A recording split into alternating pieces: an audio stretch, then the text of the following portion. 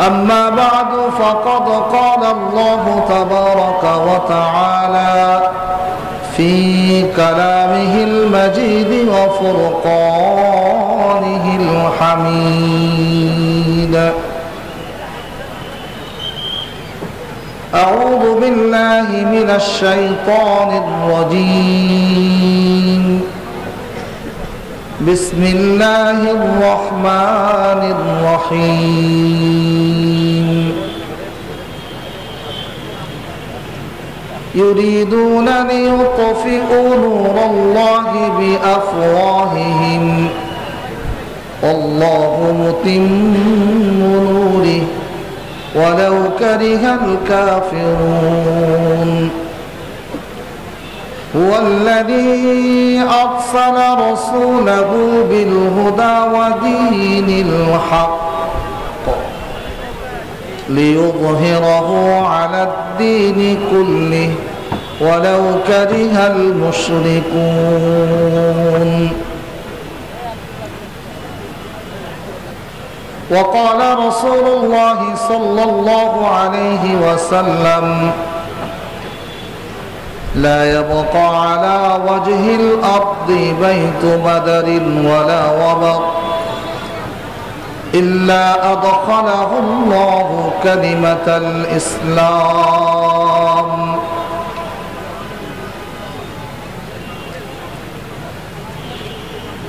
وقال الشاعر: باطل से दबने वाले ऐ आसमान ही हम, बातिल से दबने वाले ऐ आसमान ही हम, सौबर कर अल्लाह आलिही স্মৃতি পাঠাগারের উদ্যোগে আয়োজিত আজকের এই ঐতিহাসিক ওয়াজ মাহফিলের সম্মানিত সভাপতি, বিশিষ্ট আলেমে দ্বীন উস্তাদুল আসাতিজা জনাব আলহাজ হযরত মাওলানা রফিকুর রহমান সাহেব দামাত বরকাতুহুল আলিয়া, প্রধান অতিথি বাংলাদেশ খেলাফত মজলিসের সংগ্রামী মহাসচিব, খেলাফত যুব মুসলিম মজলিসের সংগ্রামী সভাপতি, বাতিলের আতঙ্ক আপোষহীন মজলুম জননেতা জনাব আলহাজ হযরত মাওলানা আল্লামা মামুনুল হক দামাত বরকাতুহুল আলিয়া সহ মঞ্চে উপবিষ্ট হযরতে উলামায়ে কেরাম এবং আমার সামনে বসে থাকা বিভিন্ন অঞ্চল থেকে আগত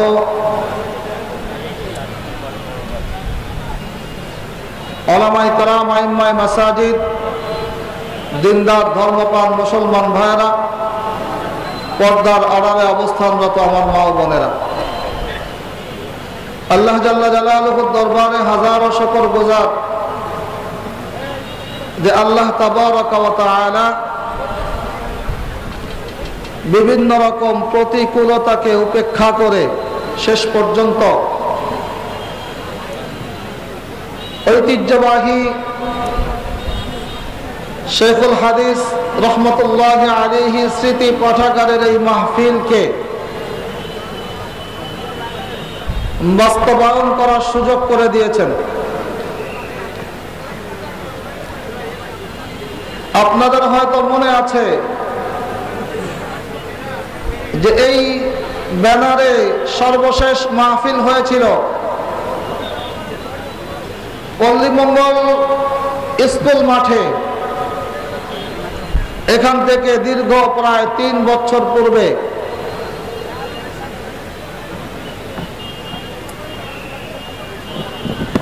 মাঝে লম্বা একটা সময় এদেশে দিনদার ধর্মপ্রাণ মুসলমান যারা কথা বলার চেষ্টা করেছে, তাদের কণ্ঠকে স্তব্ধ করে দেওয়ার জন্য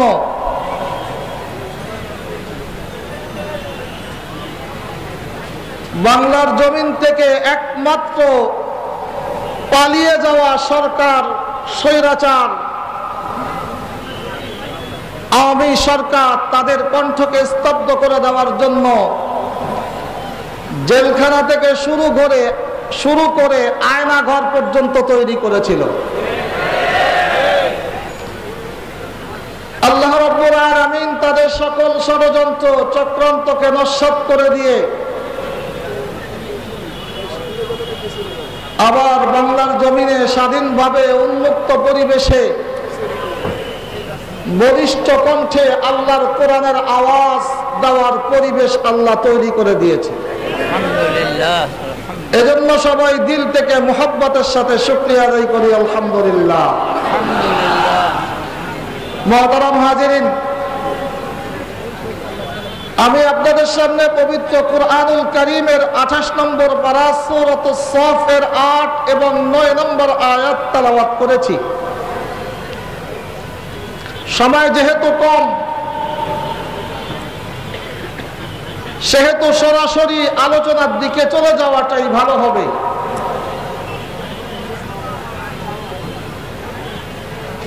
নবীজি সাল্লাল্লাহু আলাইহি ওয়াসাল্লাম আল্লাহ রাব্বুল আলামিনের পক্ষ থেকে নবুয়ত প্রাপ্ত হওয়ার পরে আল্লাহ প্রদত্ত জীবন ব্যবস্থা, দ্বীন ইসলামের দাওয়াত এবং অন্যান্য সকল কার্যক্রম যখন ধীরে ধীরে পরিচালনা করতে শুরু করলেন, তখন সেই সময় মক্কার মধ্যে কাফের মুশরিক বেঈমান যারা ছিল, এদের গাত্রদাহ শুরু হলো, এদের কলিজার মধ্যে যন্ত্রণা শুরু হয়ে গেল এবং আল্লাহর এই দ্বীনকে, ইসলামের প্রজ্বলিত এই নূরকে চিরতরে মিটিয়ে দেওয়ার জন্য মানুষের দিল থেকে, কলব থেকে দ্বীনের প্রতি মোহাব্বত, ভালোবাসা, আকর্ষণ, এটাকে মুছে ফেলার জন্য বিভিন্নভাবে তারা ষড়যন্ত্র এবং চক্রান্ত শুরু করে দিল।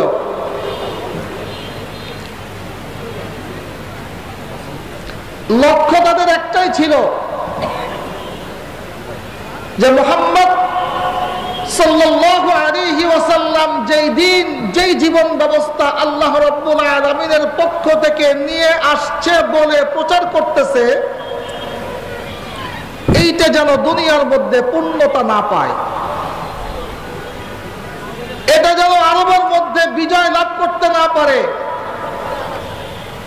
এটা যেন অঙ্কুরেই নিশ্চিহ্ন হয়ে যায়, শেষ হয়ে যায়, এটার জন্য যত ধরনের পরিকল্পনা, ষড়যন্ত্র চক্রান্ত করা দরকার ছিল, সব ধরনের ষড়যন্ত্র চক্রান্ত তারা করতে শুরু করে দিল।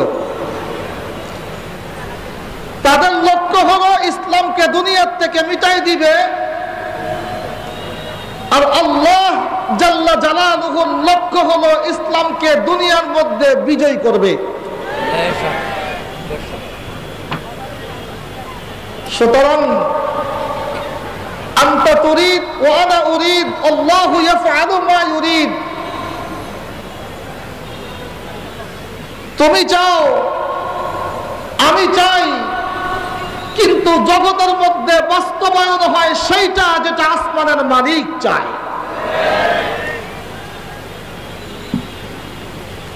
বিগত 17টা বছর ধরে যারা বাংলার জমিনকে নিরপরাধ মানুষের রক্তে রঞ্জিত করেছিল,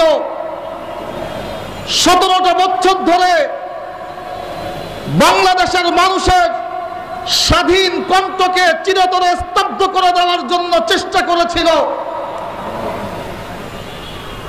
জুলুম শোষণের বিরুদ্ধে কথা বলতে পারবে না, কথা বললেই তাকে আয়না ঘরে দেওয়া হবে।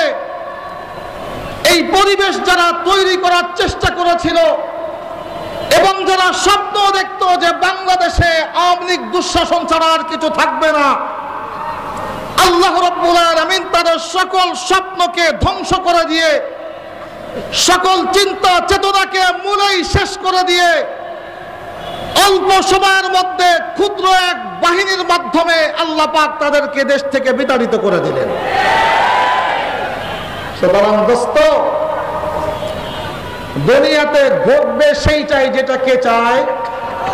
আল্লাহ। ঘটেছেও তাই। কেমনে ঘটবে, কাকে দিয়ে আল্লাহ ঘটাবেন, এই পরিকল্পনা আল্লাহ রাব্বুল আলামিন আসমানে করে রেখেছেন।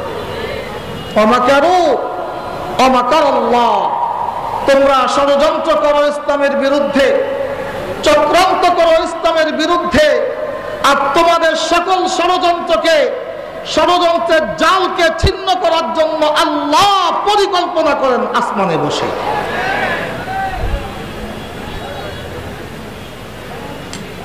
এটাই আল্লাহ বলতেছে, يريدون ليطفئوا نور الله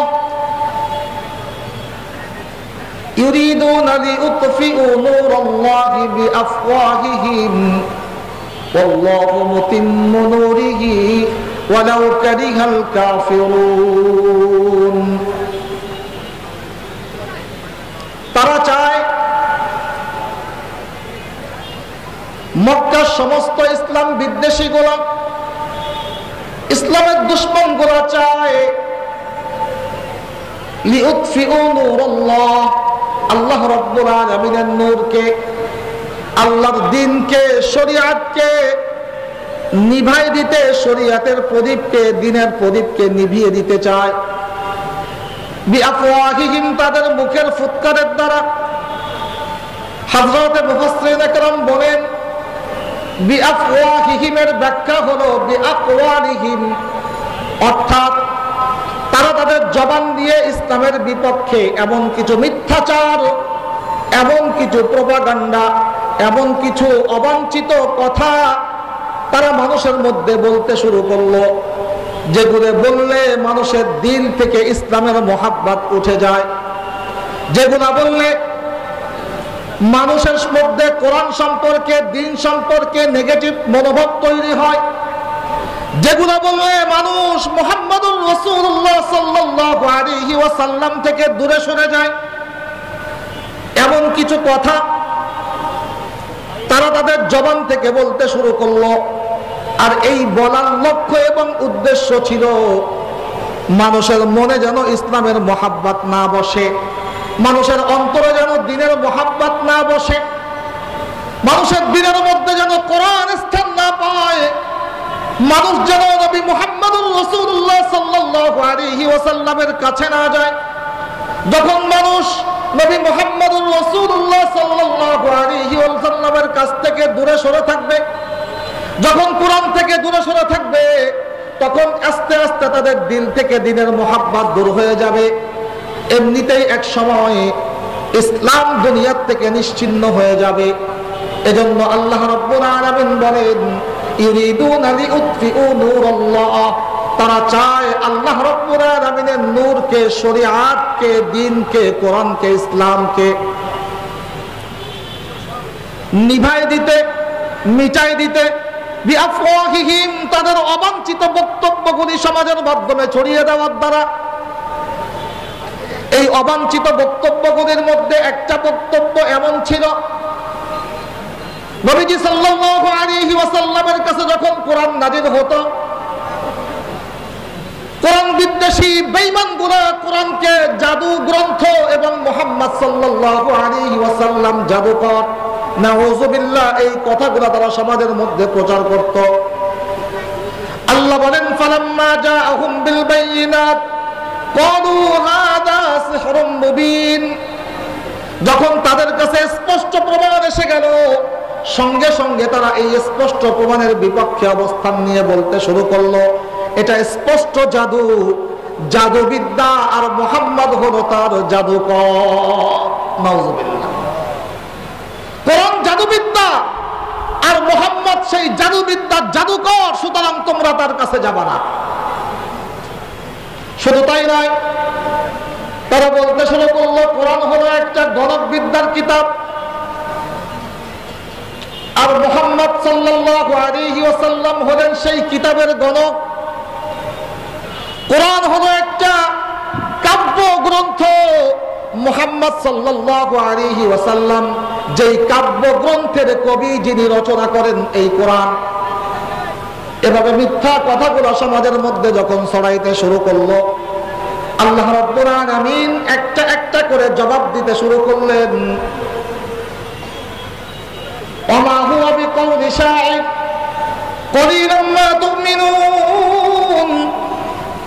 ও জগতের মানুষেরা, তোমরা যেই কিতাবকে কাব্যগ্রন্থ বলছো, মুহাম্মদকে কবি বলছো, ওই কিতাব কোন কাব্যগ্রন্থ নয়, মুহাম্মদ কবি নয়। ওমা হুয়া বিকাউলি কাহিন কলিলাম মা তুমিনুন।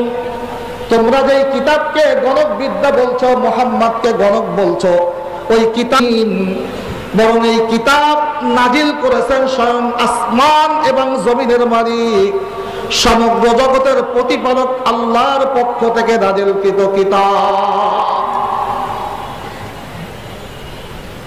সুতরাং এইটার বিরুদ্ধে মিথ্যাচার করে তোমরা টিকে থাকতে পারবে না। কোরআনের বিরুদ্ধে মিথ্যা অপপ্রচার করে তোমরা জমিনের মধ্যে টিকতে পারবে না। তার কারণ হলো, তোমরা যত অপপ্রচার করবা আমার কিচ্ছু যায় আসে না। তোমরা অপপ্রচার চালাবা, প্রোপাগান্ডা চালাবা, মিথ্যাচার চালাবা, আমি আল্লাহ রাব্বুল আলামিন সমস্ত মিথ্যাচার, অপপ্রচার, প্রোপাগান্ডাকে নস্যাৎ করে দিয়ে আল্লাহু মুতিম্মু নূরিহি, আমি আল্লাহ কোরআনের নূরকে, আমি আল্লাহ দ্বীনকে, শরীয়তকে, ইসলামকে জগতের মধ্যে প্রতিষ্ঠিত করব। সুতরাং তোমাদের মিথ্যাচার কোনো কাজে আসবে না। আল্লাহ রাব্বুল আলামিন কেমন যেন চ্যালেঞ্জ ছুড়ে দিলেন, আসো তোমরা কোরআনের বিপক্ষে অবস্থান গ্রহণ করো। আমি আল্লাহ তোমাদের বিপক্ষে অবস্থান গ্রহণ করলাম। তোমরা কোরআনকে মিটানোর চেষ্টা করবো, আমি আল্লাহ কোরআনকে বিজয় করার চেষ্টা করব। তোমরা হেরে যাবে, আমি আল্লাহ দুনিয়ার মধ্যে বিজয় হব ইনশাআল্লাহ।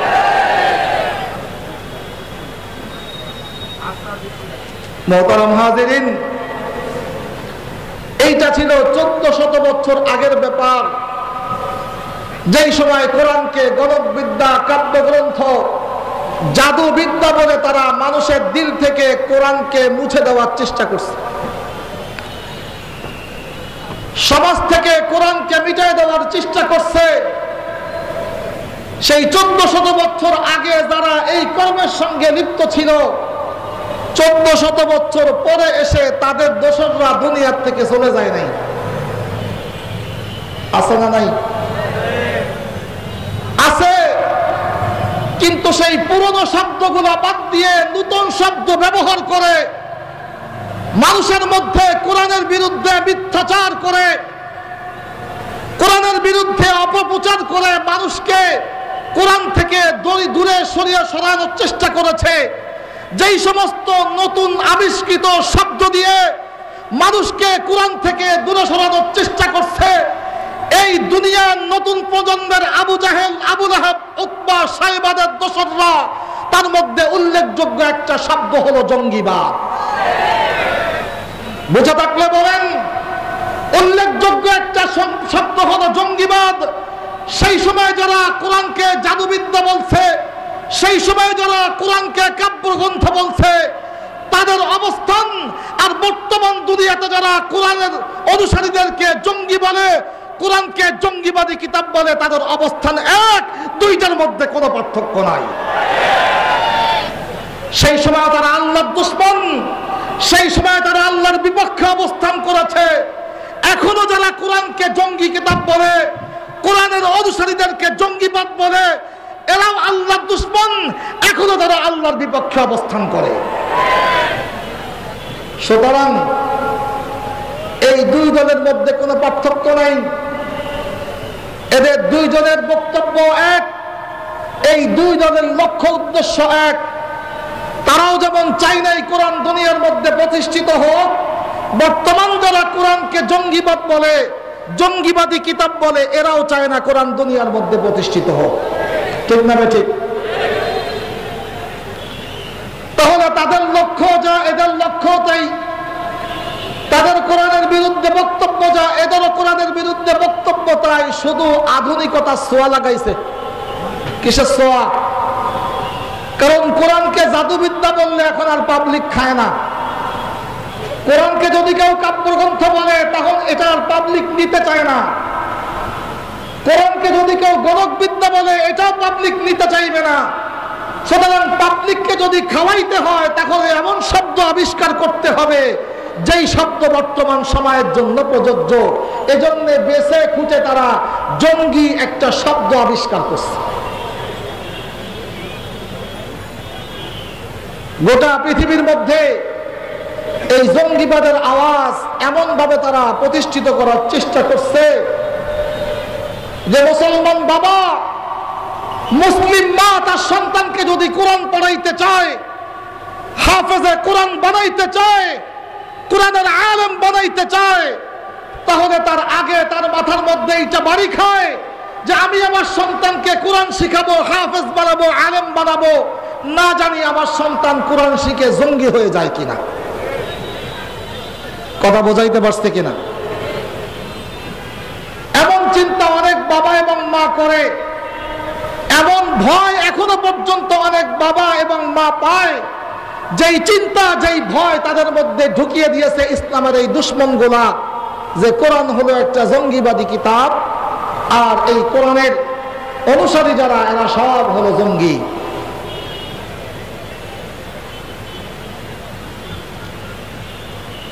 মুহতারাম হাজিরিন,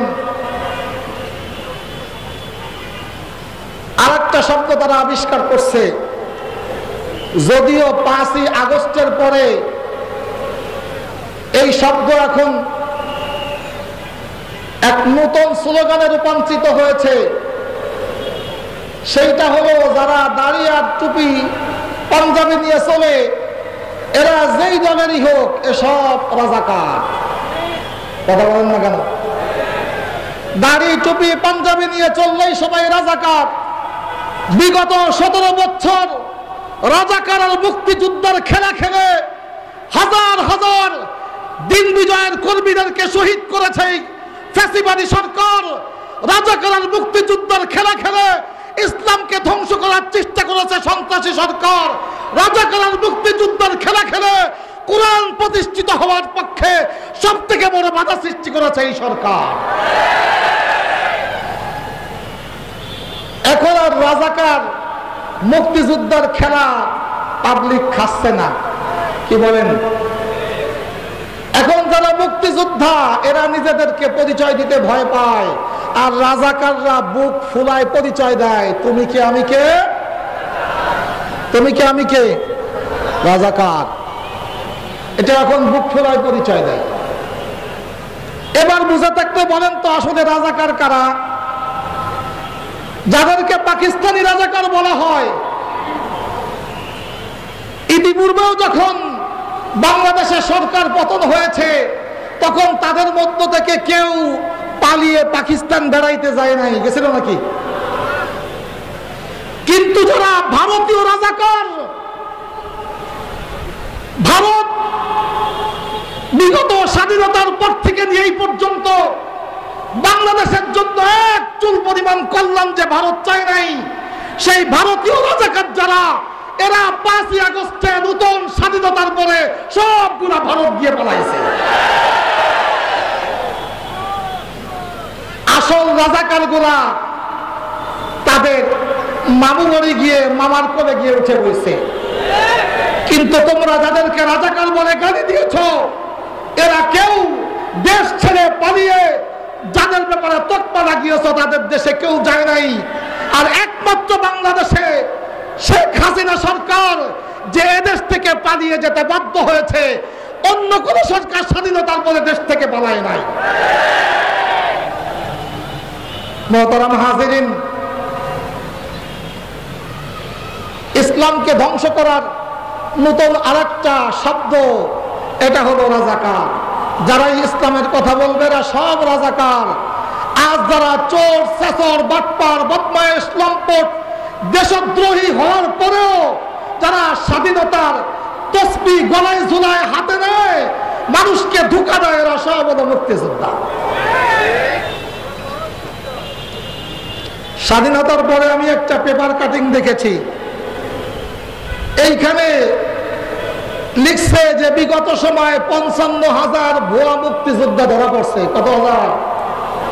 55,000। আমার এক ছোট ভাই বলতেছিল এই পার্শ্ববর্তী মোল্লারহাটের কাহিনী।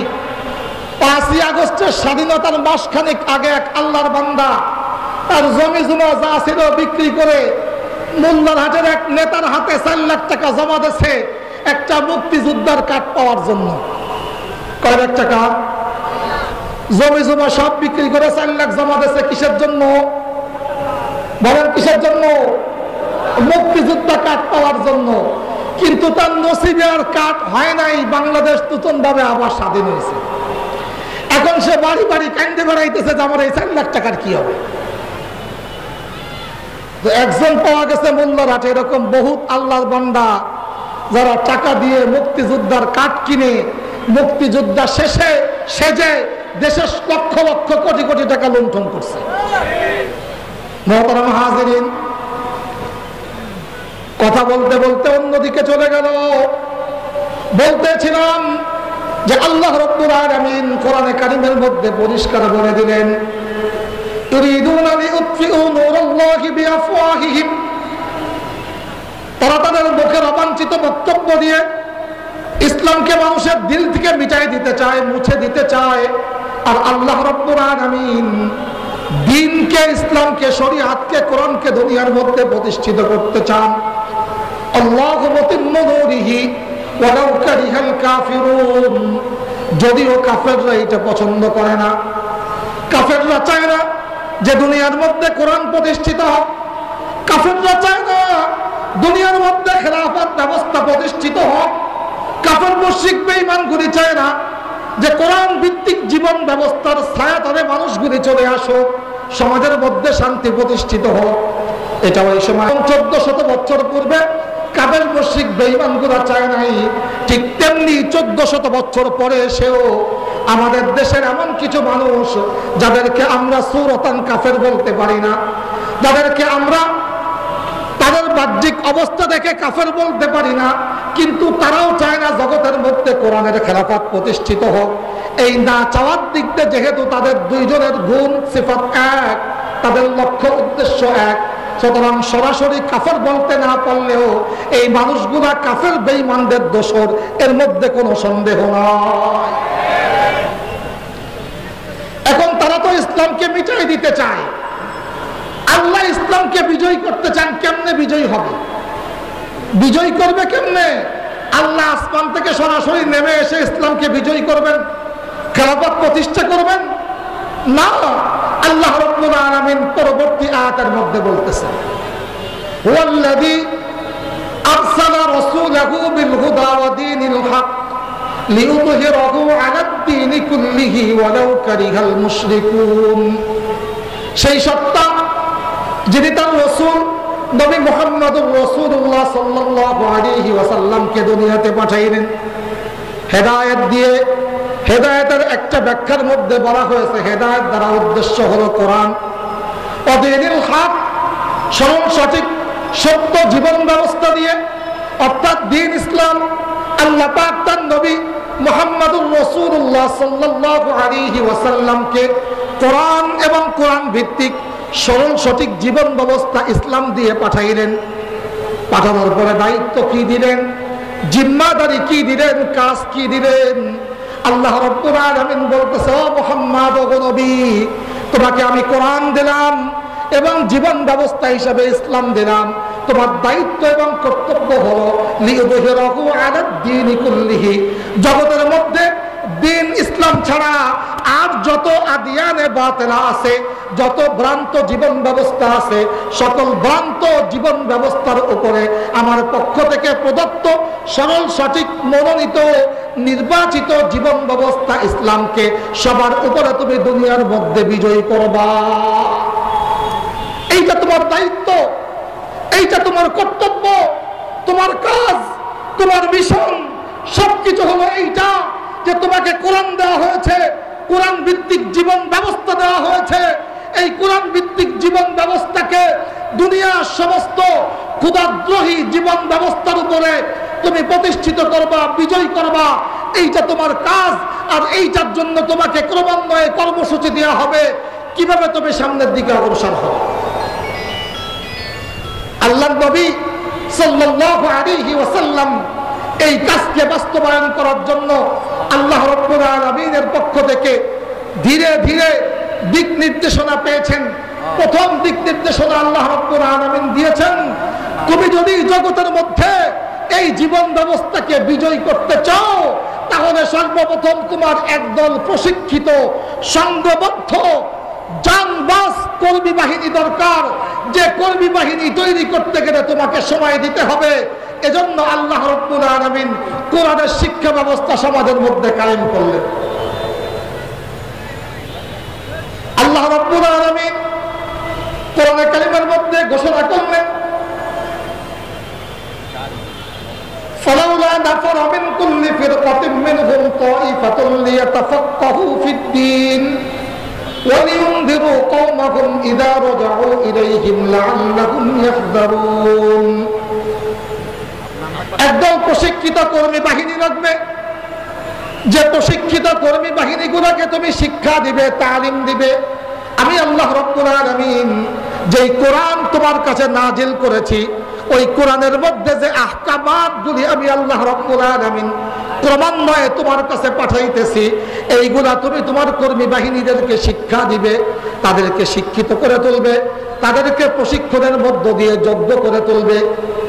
যতই শিক্ষা দিবে তারা তত যোগ্য হবে। কিন্তু মনে রাখবে, তোমার শিক্ষা দেওয়ার লক্ষ্য এবং উদ্দেশ্য থাকবে আল্লাহর জমিনে আল্লাহর দ্বীনকে বিজয়ী করা। যেই কাজ দিয়ে আমি তোমাকে পাঠাইছি সেই কাজকে বাস্তবায়ন করা, সম্পূর্ণ করা, এটাই তোমার লক্ষ্য থাকবে। তুমি কোরআন শিখবে আমার কাছ থেকে, শিখাবে সাহাবাদেরকে, তাদেরকে সমন্বয় করে একসঙ্গে জগতের মধ্যে ইসলামকে প্রতিষ্ঠিত করার জন্য সমাজের মধ্যে তুমি ছড়াই পড়বে। তোমাকে খেয়াল রাখতে হবে তালিম এবং তাআল্লুম, এইটা হলো জগতের মধ্যে ইসলামকে বিজয় করার জন্য একটা কর্মসূচি। লক্ষ্য হবে ইসলাম বিজয়, কিন্তু কর্মসূচি হিসাবে গ্রহণ করবা তুমি তালিম এবং তালিম এবং তাআল্লুমের দায়িত্ব।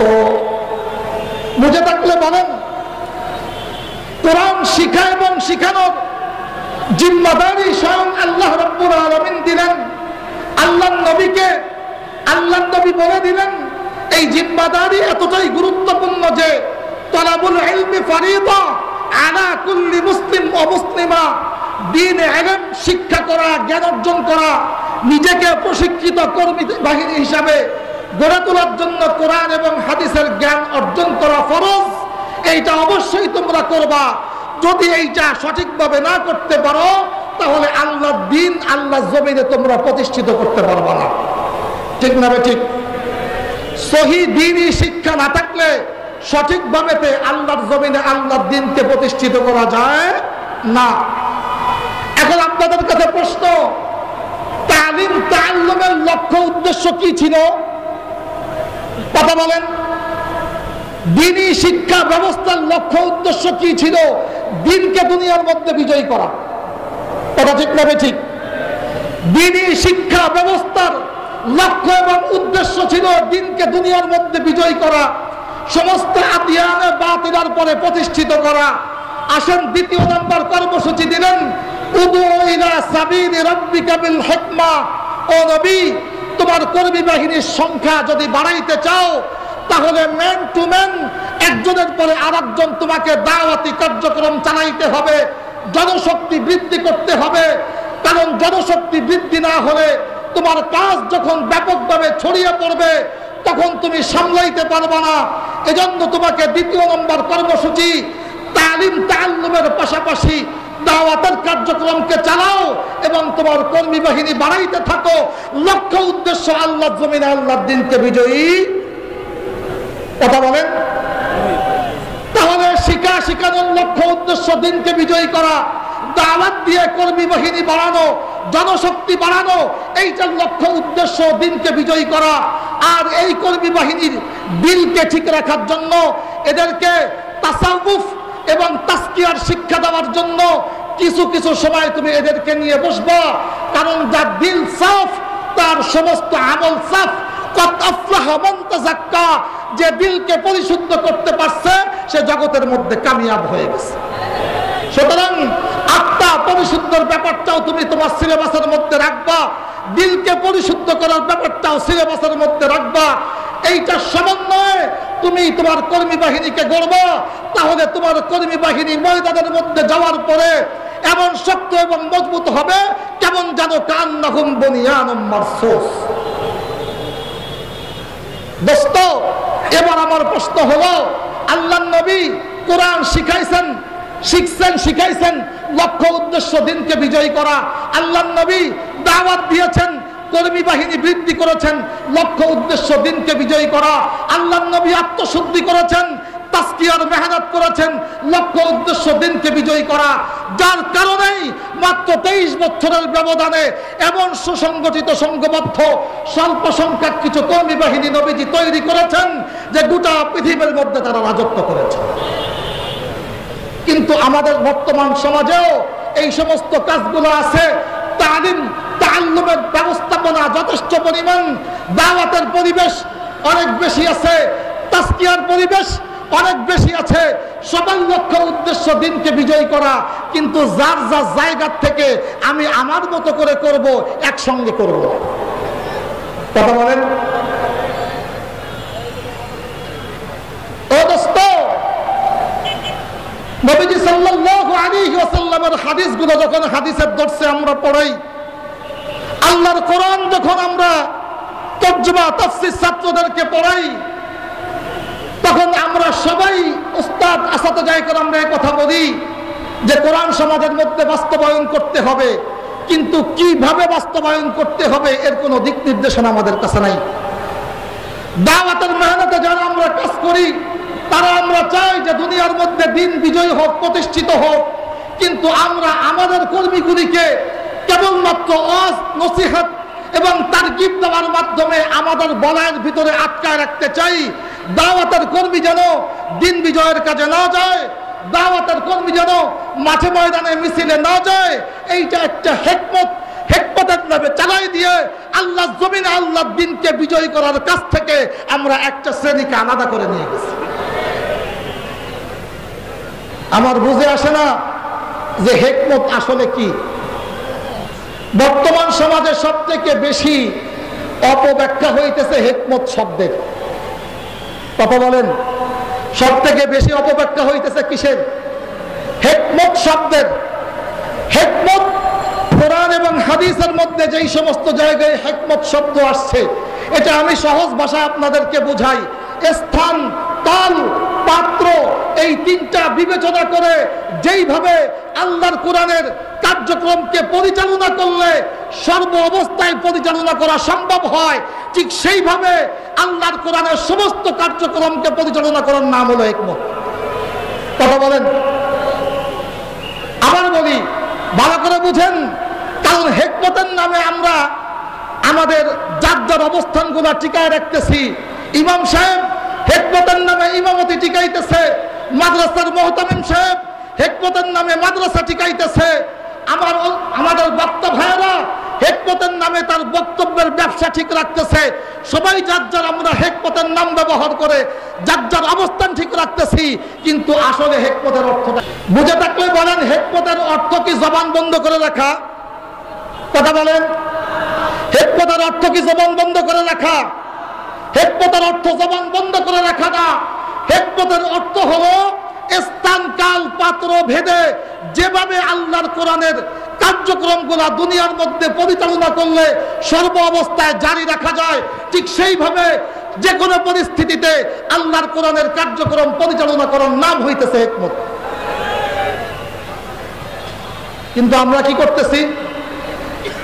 আমরা পরিবেশ পরিস্থিতি যখন আসে তখন একদল তো একদম জবান বন্ধ করে দেই, জবানে আনাই যাবে না, জবান বন্ধ।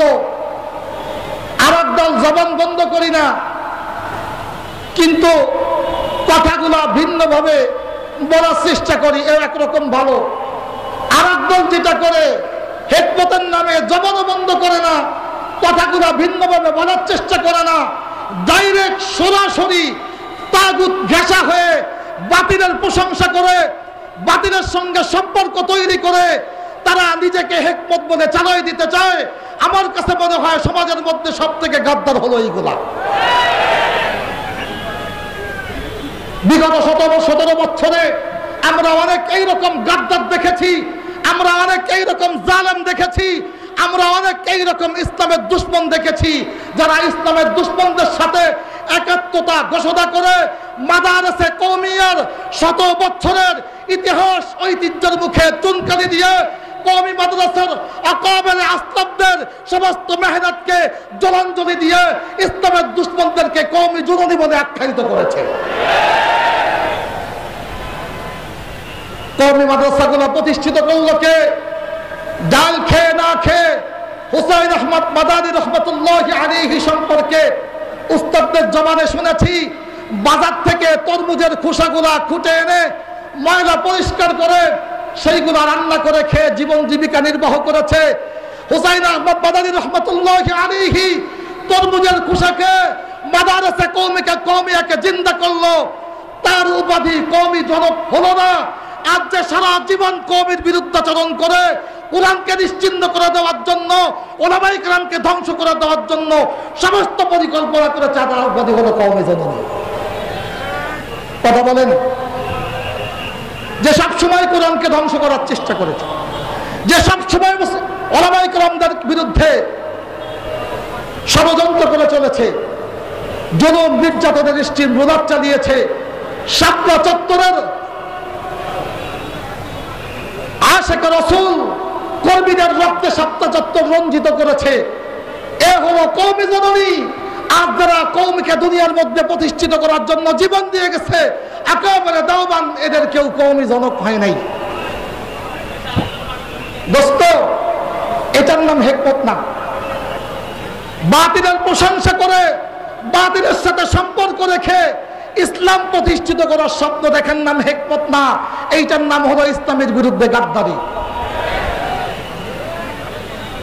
আরো আছে, অনেক পীর সাহেবরা আছে এরকম, খানকা নিয়ে বসছেন। আল্লামা মাহমুদুল হক নাব্বারাল্লাহু ওয়াজহাহু যখন কারাগারে ছিলেন, তখন তাদের কাছে যাওয়া হয়েছে। তারা হেসে দিয়ে বলে, আরো কিছুদিন কারাগারে থাকা দরকার। এত চিল্লাইতে কয় কেডা? কথা বুঝেন নাই? আরো কিছুদিন কারাগারে থাকা দরকার, এত চিল্লাইতে কইছিল কেডা? তার মানে ওনার কাছে চিল্লানোটা হিকমত মনে হয় নাই, চিল্লানোটা ওনার কাছে হিকমতের বাহিরে মনে হয়েছে। কিন্তু উনি যেটা করছেন, তলে তলে বাতিলের সাথে সম্পর্ক রেখে ইসলামকে টিকানোর চেষ্টা করছেন, এইটা ওনার কাছে হিকমত মনে হয়েছে। দোস্ত, অনেকের কাছে হয়তো কথাগুলো ভালো লাগবে না, কিন্তু এই গাদ্দারগুলো যেন পরবর্তীতে আবার আমাদেরকে ধোঁকা দিতে না পারে, এই জন্য এদের গাদ্দারে চিহ্নিত করা দরকার।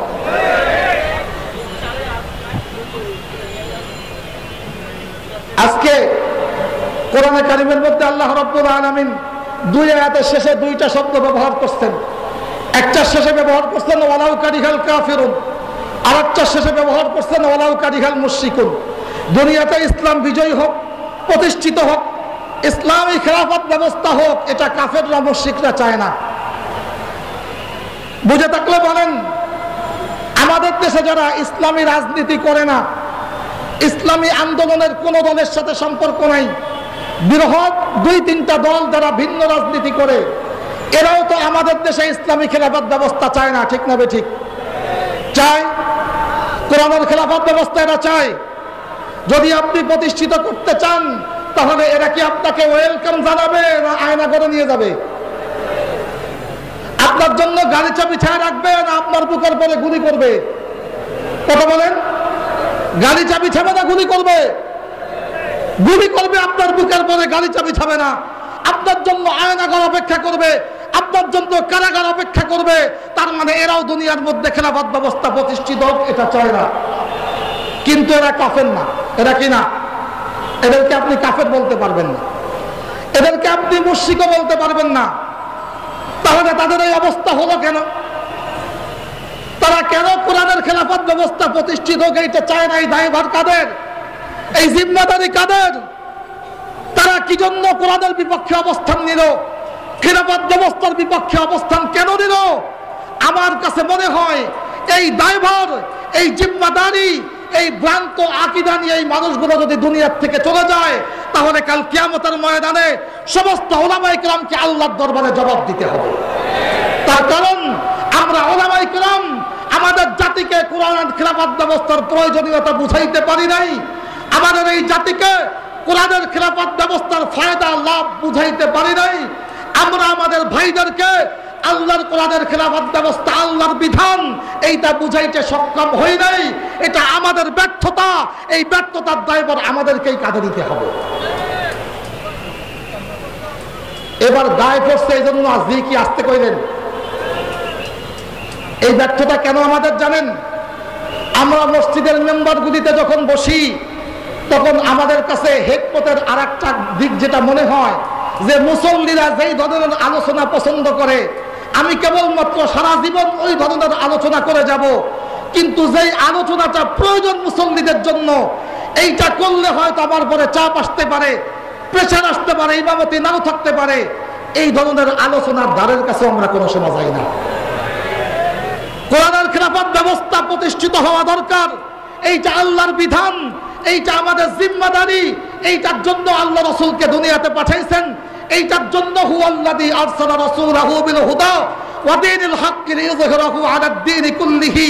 এই আয়াতগুলো আল্লাহ কোরআনের মধ্যে নাজিল করছেন। এই কথাগুলো যদি আমরা আমাদের ভাইদেরকে বুঝাইতে পারতাম, তাহলে এরা আজকে কোরআনের বিরুদ্ধে অবস্থান নিত না। দুই একজন উলামায়ে কেরাম যারা মসজিদে এই কথাগুলো বলার সঙ্গে সঙ্গে তারা আরেকটা পাল্টা অবস্থান নেয় যে এই হুজুর রাজনীতি করে, এই হুজুরকে রাখা যাবে না। কথা না, এই হুজুর রাজনীতি করে, হুজুরকে রাখা যাবে না। অথচ যারা আজকে আমরা আইম্মায়ে মাসাজিদ, আমিও মসজিদে ইমামতি করি, আমারও একটা মসজিদ আছে, যারা আইম্মায়ে মাসাজিদ, তাদের কাছে আমার জিজ্ঞাসা, মসজিদের ইমামতি এইটা দ্বীনের জিম্মাদারি মূলক কাজের কত নম্বর কাজ? জবাব দেন, বুঝে শুনে জবাব দিবেন। মসজিদে ইমামতি করা দ্বীনের জিম্মাদারি মূলক কাজ, যেটা আল্লাহর পক্ষ থেকে জিম্মাদারি হিসাবে আসছে, এটার জন্য জবাবদিহিতা করতে হবে, মুআখাযা হবে। এরকম জিম্মাদারি মূলক কাজের কত নম্বর কাজ? কোন নাম্বারেই নাই। ইমামতি না করলে গুনাহ হবে। কথা বলেন, কেউ যদি ইমামতি জীবনে কোনোদিন না করে সে কি গুনাহগার হবে? কেউ যদি সারা জীবন ইমামতি করে, তো ইমামতি করে ইমাম হিসেবে আলাদা নেকি দেওয়া হবে। কথা বলেন না কেন? যেহেতু উনি ইমাম সাহেব, উনি নামাজ পড়ান, এই জন্য উনার আলাদা কিছু নেকি দেওয়া হবে। এই জন্য কোনো শরীয়তের বিধান আছে? তাহলে যেই কাম করলে আলাদা নেকি দেওয়া হবে, পুরস্কারের ঘোষণা নেই। যেই কাম না করলে গুনার কোনো ওয়াদা নাই, সেই কামটাকে আমরা এমনভাবে শক্ত করে ধরছি যে এই কামটাকে বাঁচানোর জন্য আমরা দ্বীনের অনেক জিম্মাদারিমূলক কাজ থেকে আমরা এড়ায় চলে যাই। তা'মুরুনা বিল মা'রুফ দ্বীনের একটা পার্ট, নাহি আনিল মুনকার দ্বীনের গুরুত্বপূর্ণ আরেকটা পার্ট। উলামায়ে কেরাম তা'মুরুনা বিল মা'রুফের পার্টটাকে শক্ত করে ধরছে, কিন্তু নাহি আনিল মুনকার অধিকাংশ উলামায়ে কেরাম মসজিদের মেম্বার থেকে ছেড়ে দিয়েছে। নাহি আনিল মুনকারের পার্টটা মসজিদের মেম্বার থেকে উঠে যাওয়ার কারণে, ইমামতিটাকে ফরজের পর্যায়ে নিয়ে যাওয়ার কারণে দ্বীনের অনেক গুরুত্বপূর্ণ জিম্মাদারিমূলক কাজ হিকমতের বাহানা দিয়ে আমরা এড়ায় যাই। এটার জন্য আল্লাহর কাছে আমাকে জবাব দিতে হবে। আমার মসজিদের সভাপতি সেক্রেটারিকে বুঝাইতে হবে যে খেলাফত ফিল আরদ এটা জরুরি একটা কাজ, আল্লাহর কোরআনের শাসন ব্যবস্থা, এইটার জন্য মেহনত করতে হবে, এইটার জন্য কাজ করতে হবে। আপনারা যেটা করেন এইটা ঠিক না, এইটা তাগুতিক ব্যবস্থা, আর তাগুতি ব্যবস্থা ক্ষুধাদ্রোহী ব্যবস্থা। এটার জন্য কিয়ামতে আল্লাহর কাছে জবাব দিতে হবে। আপনারা জিজ্ঞাসা করতে পারেন, হুজুর আপনি যে এই জায়গায় বসে বসে বয়ান দিতেছেন, আপনি কি আপনার মসজিদে এই কথাগুলো বলছেন? আমি আমার মসজিদে কথাগুলি বলছি কি বলি নাই? আমার এখানে বসে বলার দরকার নাই। আমি নিরালা কবরস্থান মসজিদের খাদেম। আপনারা আমার মসজিদের মহল্লার মুসল্লিদের কাছে জিজ্ঞাসা করবেন যে আল্লাহর কোরআনের খেলাফত ব্যবস্থা সম্পর্কে, জরুরি কাজ সম্পর্কে, অন্যায়ের বিরুদ্ধে প্রতিবাদী কথাগুলি আল্লাহ আলহামদুলিল্লাহ আলহামদুলিল্লাহ সারা বছর সমানভাবে বলার চেষ্টা করছে। এভাবে সবাই যদি জিম্মাদারি নিয়ে, দায়িত্ব নিয়ে বলতে থাকে, তাহলে আল্লাহ রাব্বুল আলামিন চাহেন তো আমাদের যে সমস্ত ভাইয়েরা আজকে কোরআনের খেলাফত ব্যবস্থা চায় না, আমাদের যে সমস্ত ভাইয়েরা আজকে কোরআন দুনিয়ার মধ্যে প্রতিষ্ঠিত হোক চায় না, এরা অবশ্যই ফিরে আসবে ইনশাআল্লাহ। আর সিল্লায় কথা বলার দোষ যারা দেয়, আরে সেই সময় ভাস্কর্যের বিরুদ্ধে আল্লামা মামুনুল হকের যে বলিষ্ঠ আওয়াজ, যে আওয়াজের কারণে তিনি কারাবরণ করেছেন, ওই আওয়াজের ধাক্কা 5ই আগস্টের পরে এমন ভাবে ভাস্কর্যের পরে লেগেছে, বিগত 100 বছরে বাংলার জমিন থেকে যেই ভাস্কর্য নিশ্চিহ্ন করা সম্ভব ছিল না, মাত্র 24 ঘন্টার মধ্যে কারাগার ওলামায়ে কেরামকে খাঁটি বানায় দেয়। কারাগার ওলামায়ে কেরামকে আল্লাহ রাব্বুল আলামিনকে চিনার রাস্তা তৈরি করে দেয়। কারাগার ওলামায়ে কেরামকে আল্লাহর সাথে সরাসরি সম্পর্ক তৈরি করার রাস্তা বানায় দেয়। আলহামদুলিল্লাহ অল্প কিছুদিন ছিলাম, ভিতর থেকে ভয় চলে গেছে। এখন আর ওই জুজুবুরির ভয় দিলের মধ্যে আসে না, কারাগারের ভয় আর মাথার মধ্যে এখন নাই। আল্লাহর জমিনে আল্লাহর দ্বীনকে বিজয়ী করার জন্য কারাগার কেন, এর থেকে আরো একদম এগিয়ে যদি জীবন দেওয়ার প্রয়োজন হয়, ইনশাআল্লাহ জীবন দেওয়ার জন্য সর্ব অবস্থায় আমরা তৈরি থাকবো ইনশাআল্লাহ। মুহতারাম হাজিরিন, আমাদের মেহমান চলে আসছে, বসে পড়ি সবাই। হুজুর চলে আসছে, স্টেজে আসবেন, সবাই মেহরবানি করে বসি।